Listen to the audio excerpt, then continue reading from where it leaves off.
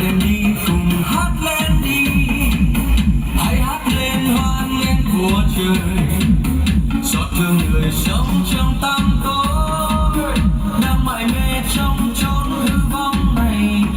Vì tình thương Chúa đến nơi đây, giữa đêm khuya ánh sao rạng ngời, đem tin mừng xuống cho nhân thế, đem niềm vui đến khắp muôn nơi.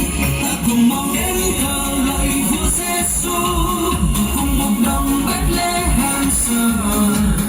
Ta cùng thờ Vua Thiên Cung vinh hiển, như ba vua phương Đông năm nào. Tình thương Cha ơi cao số thay, trần thế đang chi đem so tay. Hãy hòa lòng cùng muôn thiên sứ, hát khen ngợi tình Chúa bao la.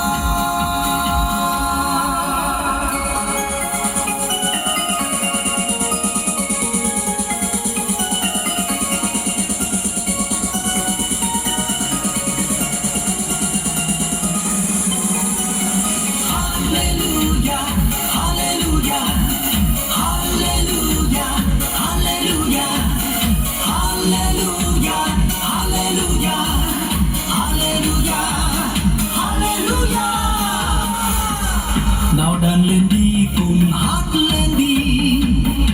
lên đi tri ân tình Ngài, vì yêu ta hy sinh thân báu, nên ta về làm con Chúa trời. Nào đàn lên đi cùng hát lên đi suy tôn ơn Ngài, đến dương trần xua tan tăm tối, Giải cứu người thoát ách yêu linh. Ta cùng mau đến thờ lạy Vua Giêsu, cùng một đồng Bethlehem xưa. Ta cùng thờ Vua Thiên Cung vinh hiển, như ba vua phương Đông năm nào.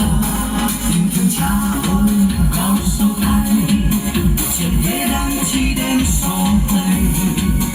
Hãy hòa đồng cùng muôn thiên sứ, hát khen ngợi tình Chúa bao la. Hãy hòa lòng cùng muôn thiên sứ,